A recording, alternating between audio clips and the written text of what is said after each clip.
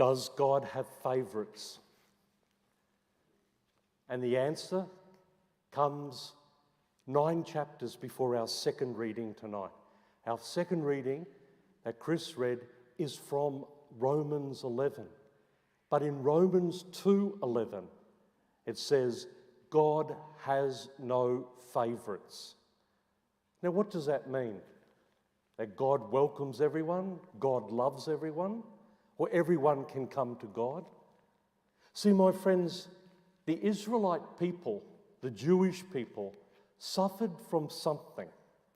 And what they suffered from most was that they were the chosen people of God, and therefore no one else mattered. Only they were loved by God. And it's throughout the whole of the scriptures. You are the chosen race. You are the people set apart. You are the one from God. I have called you my people. But in fact, what they did is they got it wrong. They are the chosen race so that they could call everyone to God. But they didn't do that. They just believed themselves so special that no one else mattered.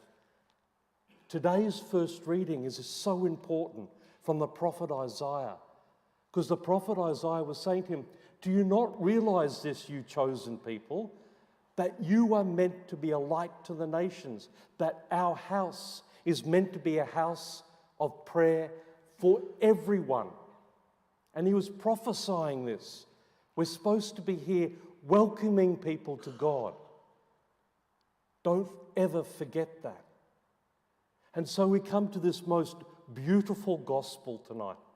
I love this gospel of the Canaanite or the Syrophoenician woman. There's a saying in rabbinic preaching, there is black fire and white fire.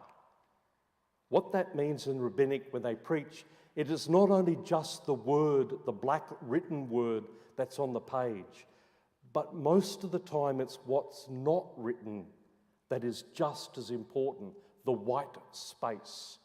If anyone who knows drama or English well knows that sometimes the message is more in the white space than in the black space.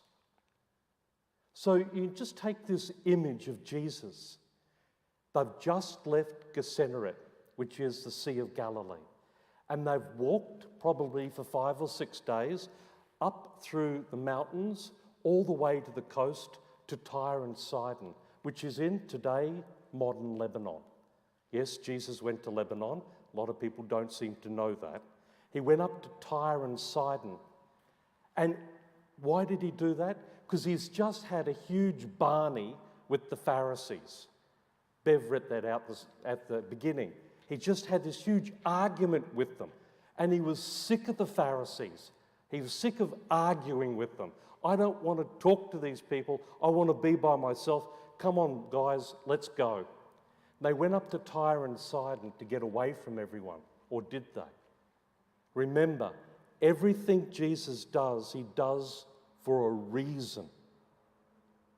And he takes his 12 disciples out of Jewish territory.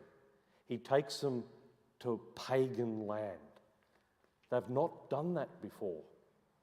Why would Jesus take his disciples to a pagan land, to the Gentile people? Because he's about to teach them something, and teach them something very important. And why they're up there at that area, a Canaanite woman, not only just a Gentile pagan, but a woman comes and wants to speak to Jesus, and she's shouting at him, Lord, Son of David, have pity on me. And what happens? The gospel says, and he said not a word. There's the white space. He said not a word. Because I can imagine what Jesus was doing. Let's use our imagination. Jesus has brought his disciples up to a pagan land, away from the Jews. He's about to teach them something. This woman comes up, and Jesus just folds his arms and says, okay, I wonder how the fellas are going to react. Are they going to welcome a pagan woman? Are they going to allow her to talk to me? Are they going to take pity on her? Are they going to show hospitality? Have they learnt anything? And what did the disciples do?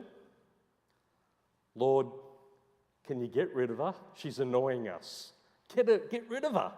She's shouting after us. And I can just imagine Jesus saying, fellas, do you not get it?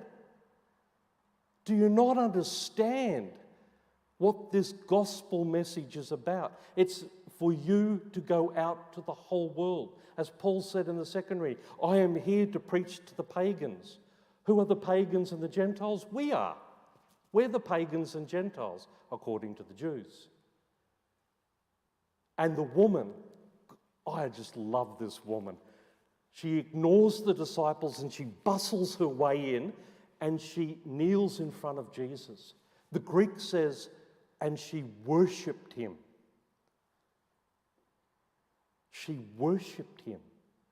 Here is a pagan woman who actually sees him as the Messiah. How does she know that? How does she have that insight of faith?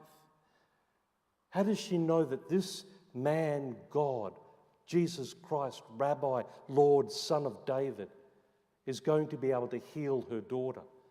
And she kneels and she worships him. And Jesus said, I've only come for the children of Israel. I haven't come for you. And it's not fair to feed the house dogs. Whoa! Jesus just calls her a house dog. But you have to realize something. He didn't just call her a dog. Now, for Jewish people, pagans were dogs. That was the condescending moment. Oh, they're just dogs out there. They're not important. They're not favourites like us. They're dogs that run around barking at each other. But he called her a house dog. So not that she's out there in the street, but she belongs to this family. She belongs to this household.